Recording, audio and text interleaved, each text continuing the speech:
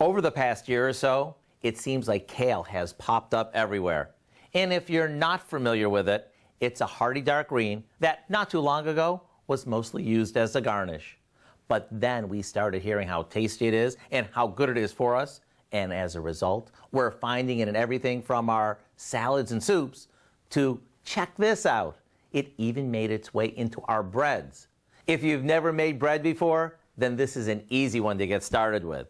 All we do is combine some flour, baking powder, and a few seasonings in a large bowl.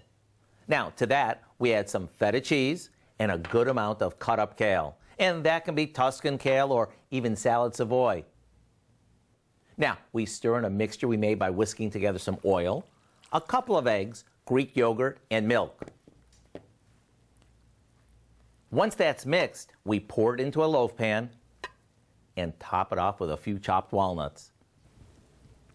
Best part, there's no yeast in it, so we don't have to wait for it to rise. It's basically just mix, bake, and eat. And the taste is to die for. Between the earthiness of the kale and the tang of the feta, it's addictive. I sure hope you'll go online and get the recipe for what we call Mediterranean Kale Bread so you can show this off to your family and friends. I'm Howard in the Mr. Food Test Kitchen, where today we found a trendier and a tastier way for you to say, ooh, it's so good.